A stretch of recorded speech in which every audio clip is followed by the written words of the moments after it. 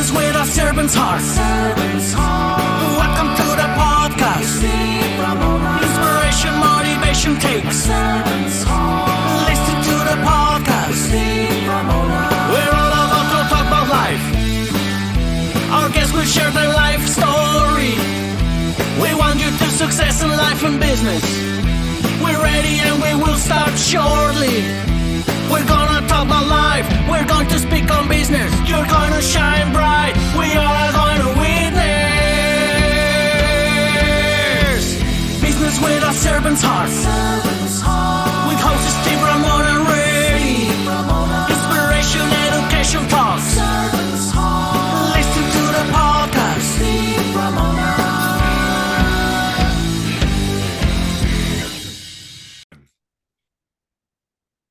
Welcome, everyone, to Doing Business with a Servant's Heart podcast. Doing business and life with a purpose, serving others, and yes, achieving success. I'm your host, Steve Ramona. We created this show for you because we want everyone to be motivated, inspired, and educated to make an impact in your world. While you're listening to this absolutely incredible guest today, I want you to think about how you serve today and what impact you will create with that service. And if you want to send me a message, send me an email. You have all my contact info. Let me know what you did. I'd love to learn more. I think the more you serve, the better you get at it, just like any other gift. I want to thank my sponsor, pitchdb.com. Imagine being a guest over 3 million podcasts, speaking at over a possible 18,000 conferences, and much, much more. Build your thought leader platform with an incredible opportunity to show who you are. And as I talk about impact, we're going to talk divorce and spiritual. I don't know the numbers now, but is it 49% of divorces or marriages are divorced? We'll talk about that. I'll have to tell us that number. I know it's high. Anything above 1% to me is high. I just recently got married 2 years ago, so I'm really excited to learn more from this incredible guest. Erica, welcome to the show. Hello. Thanks for having me. Oh, you're so welcome. Because like I said, I'm going to be a little selfish because I want to learn from you as well. Not that I'm getting divorced. I'm very, very happy and excited that I'm married, but the other side of that fence is not so good. But what I want to ask in your bio, you said you have a unique woo and do approach, blending the mystical with the practical. Caught my eye. Tell us about that. Yeah. So I spent 20 years in corporate America teaching people how to win, which was how to sell, how to deliver service, how to create better balance, right? It's overall, I have always lived with a passion to help people be their best selves. Well, in corporate, we want the behavior, right? What do I need to do? What can I see? What do we say? All things that we can hold people accountable to. And the piece that was missing was always the mindset, the energetics. We touch a little bit on it, but I then got deep into my own work. I'm a high achiever. I've achieved every goal I've ever set my mind to, with the exception of I had this goal that I really wanted to save my marriage. And no matter what I did, it just didn't work, which, jumping ahead turned out to be absolutely the right choice. But in that moment, that was the goal I had picked. And so diving deep into the energetics of learning who I am and what I want and how do you connect with your own inner guidance? How do you hear that? Because especially when you're in a place of separation or divorce, you're confused. You're looking for clarity. Am I supposed to stay or am I supposed to go? Is his behavior going to change, or is this the thing that I have to leave on? And so that woo part to me is the missing piece. To me, that's 90% of the work we need to do. It's not the little behavior that needs to change. It's how we line up our thoughts, our emotions, our desires, and our focus before we move something to action. I love that. And it's such an emotional thing. Like money's emotional. I think divorce and marriage can be emotional. It can affect your life and your business. That's why I love having you on. And you come from a servant's heart, how to help because of your experiences. But the Crazy Ex-Wives Club is such a cool name for a business. Where'd that come about? And what's the mission of the business? Well, I am going to be your favorite ex-wife. That's for sure. The crazy ex-wives club came about because we are all crazy when our emotions have the best of us. When our emotions run the show, we do things that we wouldn't typically do. It's when we, react and we start yelling. All the songs, right, about keying cars and slashing tires, that's emotions leading the show. So we all feel crazy when our emotions have the best of us. And so the goal of the podcast is to help women through that emotional healing, to help them regain control over their emotions, to get clarity on why it's happening, to do the deep inner healing work. And then we partner it with real life things you need to do now. Kind of back to your first question, the woo and the do. You see a lot of people that are either all woo, meditate and feel good and find your joy. But how do I do that? If you are so lost and so upset, how do I do that? So the podcast breaks down all those pieces and we talk about the emotions, the heartfelt pieces, the what drives us crazy. And then we set you on your way with real life actions you can take to start healing that now. What I'm hearing, which is to me is very powerful, when you're going through a divorce, you're alone. Can't talk to your kids. Family, it's hard. They're going to support you.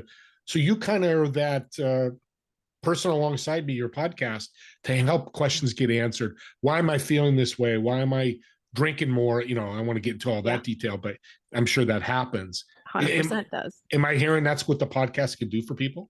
Yeah, let me be your guide. So I've always loved self-help and self-development. I read self-help books like other people read lazy summer readers. And so let me be that bridge or that cliff notes for you because I've gone out and I've tried all the different therapies and I've done all the research. And so the goal was to bring this to life so that you had access to all the knowledge that I wish I had had that helped me through those phases of divorce. And really, there's three phases. The first one is figuring out what you want. Do I stay or do I go?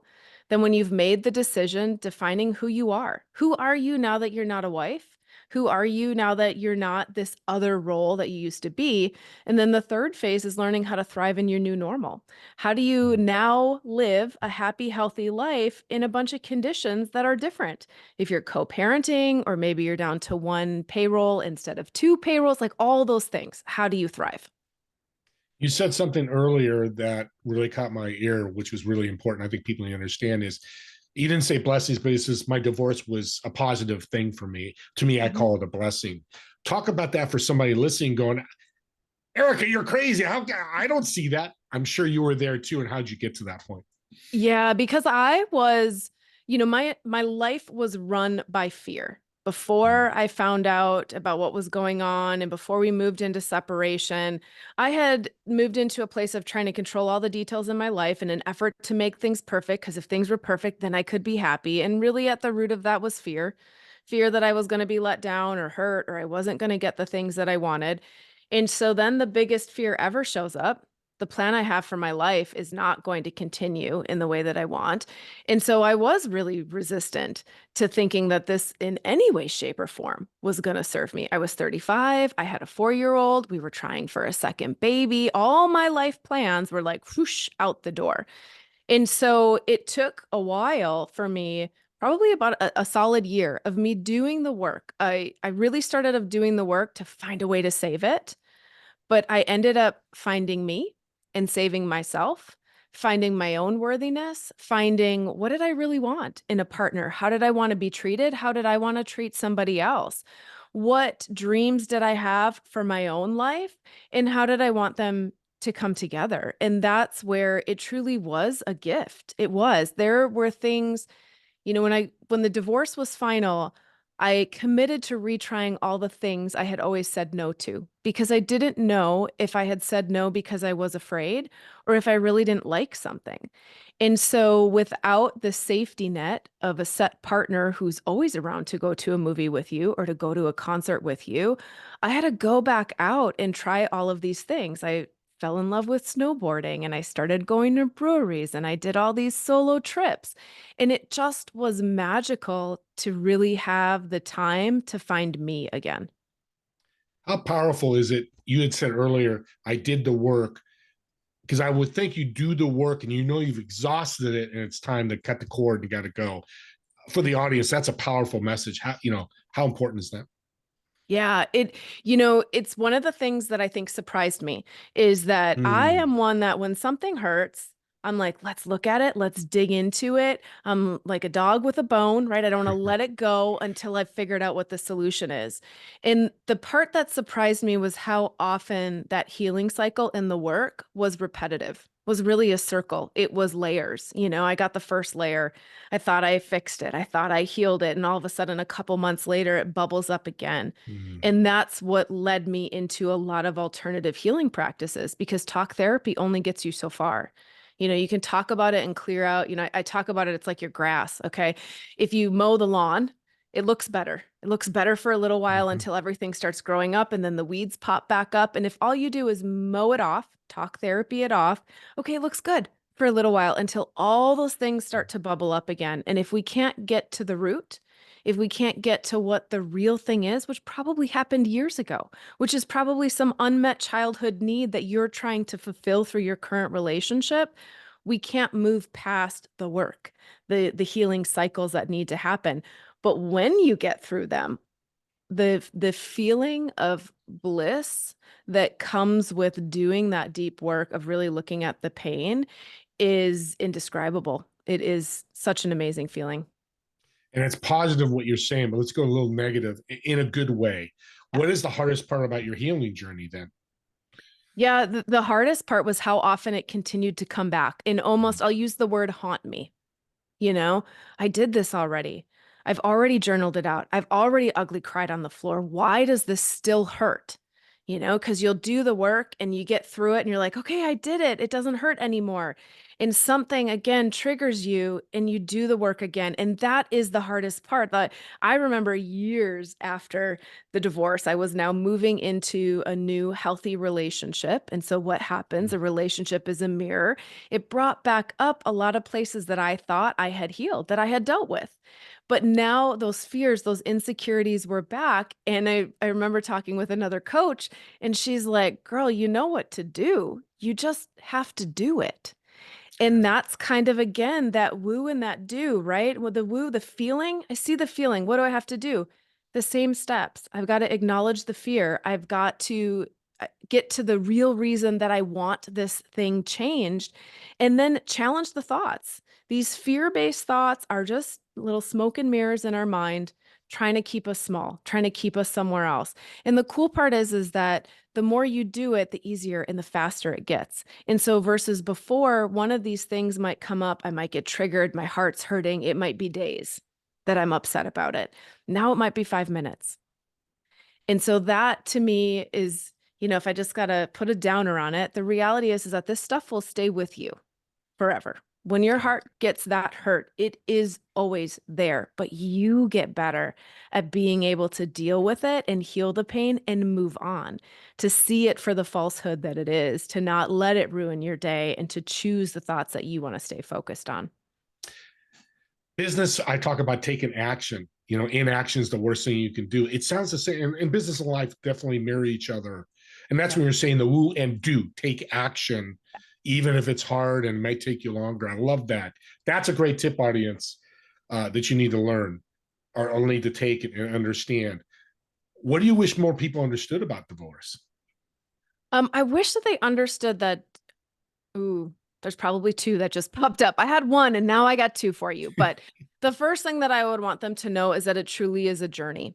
We think that it's done when the divorce papers are signed, and it's not. When the divorce papers are signed, it's officially the beginning of an entire new chapter of how do you want to live your life. You get a do-over, which, when you're in it and you don't want a divorce, it seems like the worst thing that could ever happen to you. And when you take the learnings, take the transformations, and then look at it, I mean, how many times do we get a do-over? How many times do we get to restart and say, hey, you know what? The circles I built or the friends I was hanging out with, they don't really fill my cup. I want to build something new. You get that opportunity with divorce. And so that's the bittersweet part. Is it painful? Yes. But is it an amazing opportunity? Absolutely. You get to take two. If you want another partner, you get to be more clear on what you want and how you want to be treated and who you're picking in the next round. And I would say the other super important thing that I want people to hear so clearly, if you are in the process or you are divorced, in all honesty, if you've got kids in the mix, you have got to grow up and put your own feelings aside for those kids that are stuck in the middle, because the pain ripples that cause you to be resentful, that cause you to retaliate. You do these things, and I hear it all the time. Oh, I'm going to do this and get her back, or he did this and now I'm going to do this. And the people you're hurting are the kids in the middle. And so divorce has an amazing opportunity to show the next generation that people really can work together for a shared cause. Kids are the shared cause. So when you get through a divorce process, now it's a business relationship. You have a mutual goal in the middle of trying to help these kids be the best kids that they can be, of finding healthy relationships, of knowing what healthy relationships look like and feel like. And if you spend all your time continuing to fight and bicker and be cruel to your ex, your kids are the ones that see it.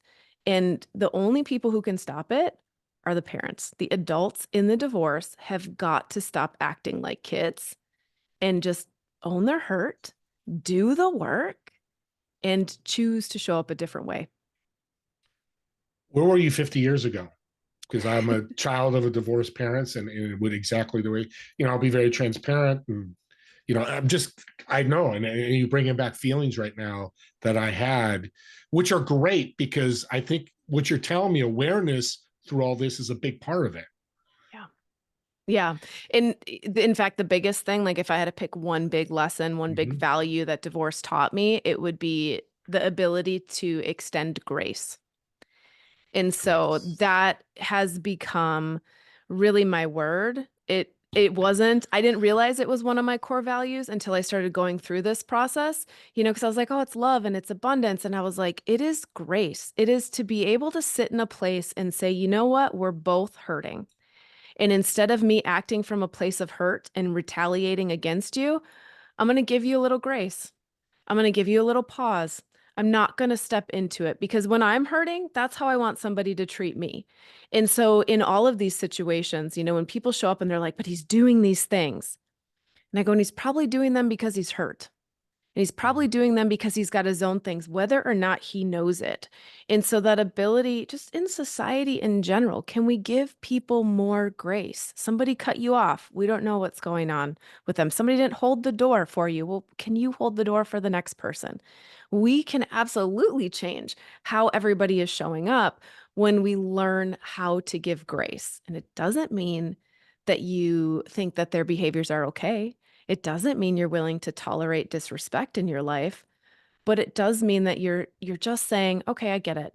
You might be hurting right now, and I don't know what that is for you. And so I'm just going to choose not to react and sprinkle a little more love their way for the day. Amen. Keep talking about love like that. I love it. Let's get positive. What is your top value, or I call superpower, and why do you think that matters? Ooh, okay. So the top superpower, I think that the top superpower, it definitely is this ability to think in terms of abundance, or that there is enough. Okay. It is never me versus you. And we live in a culture that is trying to train us to believe that for you to win, somebody else has to lose. But there are enough jobs and enough opportunities and enough partners and enough space and enough, even like if we tiptoe into belief systems, right? We're in a very polarizing society right now. You have to be A or you have to be B. Can we hold space for both? Because if we believe that B is wrong and A is the only one that's right, well, they're doing the same thing on the other side. So how can we look at, you know what? It's not me versus you.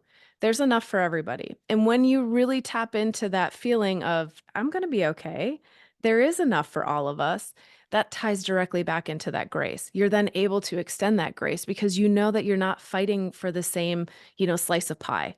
The pie continues to get bigger, not that we're all working on having the same piece.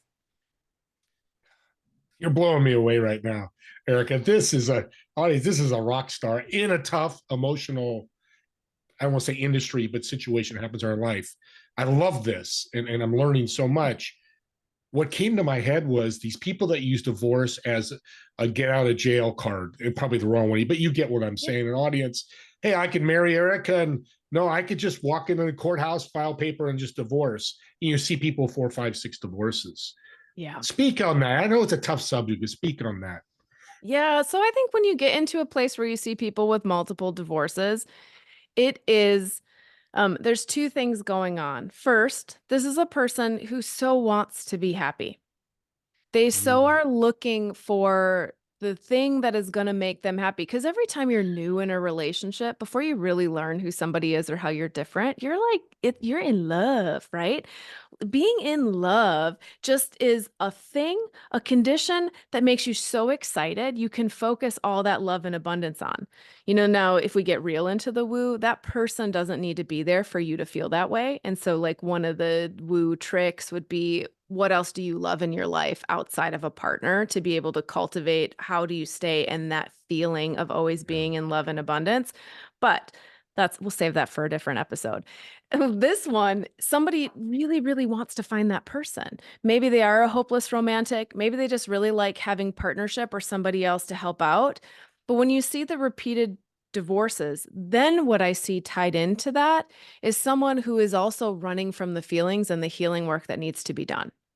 So that's almost like somebody who has such a big heart. They want to find this love, but when it gets too painful, because they're not doing their own work to own their own emotions in it and their own history in it, they blame the other person that the reason I'm no longer happy is this other partner. Versus the reason I'm no longer happy is because there's things that I want. There's hoops that I'm asking my partner to jump through, conditions for me to be happy, and they're not able to do it. And so all those conditions, you have to learn how to satisfy them yourself. Because if you don't know how to meet your own needs, how do you expect somebody else to? Yeah. And I would flip that question. Would you ever, like Stephen, your marriage, would you ever want to be solely responsible for your partner's happiness? No, No, that pressure is too much. ginormous. And we put it on our partner all the time. And we say, well, now I'm married, so I'm having a rough day. You're supposed to make me happy. I'm really hungry and crabby. You're supposed to feed me. You have to meet those needs first. And then your partner is the above and beyond. It's the icing on the cake, not the cake itself. But we get that backwards and we start, even myself, I was, working too hard and overwhelmed. And I started to be like, oh, I just want my partner to show up and make me feel better because that's easier, right? Somebody showing up and loving you and treating you, that's like the fast lane to back to being lined up. But it's also not consistent and it's not sustainable. It has to come from the inside. When it's consistent and sustainable from you, then the other person can show up and multiply it. Well, you just made teared me up because that's a thing. Independence was a tough thing because I've been alone, lived alone for 30 years, 20 years. Yeah. And you just helped me so much. And audience, hope it helped you because that I didn't want to lose that. And you're right. If I need to eat, I can go cook something myself. I don't have to have her cook. Yeah. She wants to, and we all are different. We have to work those balances out. We're running out of time here. Let's get personal. Want to get personal? All right, let's go. Okay, you got a podcast. Pick an historical figure that you'd want to interview and why. Oh my Lord. History class was not my strength. Just something that pops Steve. up to your head. Somebody, and it could be a celebrity or just somebody that you'd love to. Don't have to be historical. It could be somebody you've wanted to Right? interview. Somebody famous, somebody that I want to interview, somebody that I want to, there's a lot, but now why am I drawing a blank? Because you've put me on Is the it, spot. Okay. Um, you can edit this part out, right? Hold on, I pause don't that. edit. This is great. This You're is just gonna keep going. fantastic. Okay. I So I would say if I pulled somebody up, I would actually want to talk to Amanda Francis. So Amanda Francis is the money manifesting queen. Um, the reason I would want to talk to her is because she has such a valuable way of being able to just no bullshit, get to the heart of what's really in the way. And while her area of expertise is money and my area of expertise is emotions, those are so closely tied. And I think that when we can teach somebody these feelings of abundance that we've talked about, the love and abundance, it applies the same to money. It applies the same to love. It applies the same to opportunities. And so being able to have a really deep conversation on how do we tap into that specific feeling of abundance when you are so far away from it and filled with fear. So what are those steps that we need to do to get ourselves back to it? I think that would be really fun. See the gap, that little gap, we got a huge, great answer. So I Yeah. say, don't edit anything because there's something will come up. One real quick one. This is going to get personal. What does Erica do on a Friday night? Oh my Lord, I love to nap, but outside of napping. So on a Friday night, actually, on a Friday night, we have built a little habit of going to the Legion in our small town. So like the corner joint and hanging out with the regulars who are showing up. So we've created some kind of consistent patterns. My partner lives in rural small town USA, and it is really fun where you know all the owners and you know all the people that work there, and you get to just be normal and just hang out for a bit. And there's no pressure of what you need to do. So we probably start there for a little socializing.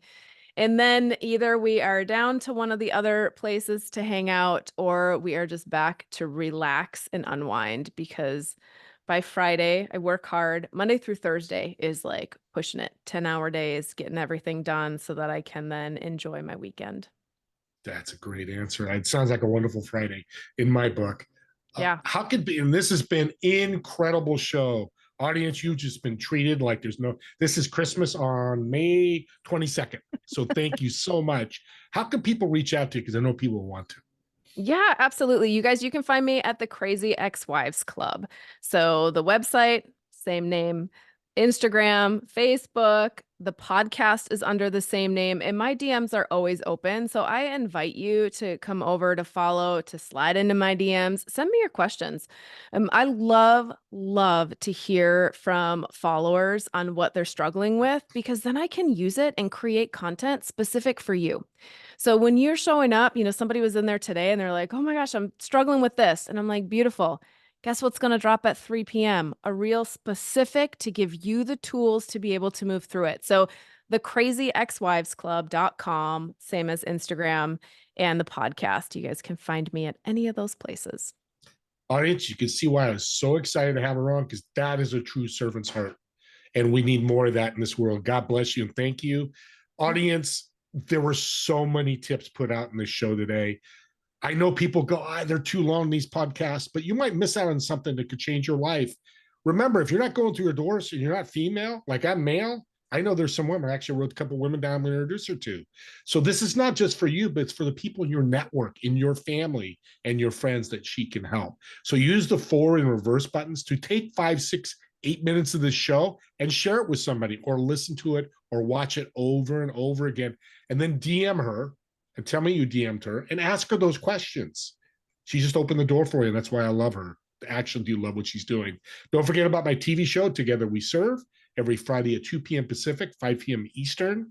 And you know what? Doing business with a servant's heart. Be just like Erica. Wear that on your chest. Wear a hat. I've got hat, hoodies, T-shirts. It's in the show notes. Yeah, there's a cost, but I think the value is getting that message out to the world and wearing it. And people go, doing business with a servant's heart. What's that all about? And last but not least, me and Erica want to thank you so much for either watching or listening to this episode. And we'll see you on the next episode of Doing Business with a Servant's Heart. Don't forget to check this on YouTube and leave a comment for her. I'll get that message to her as well. We'll talk to you on the next episode. Thank you all.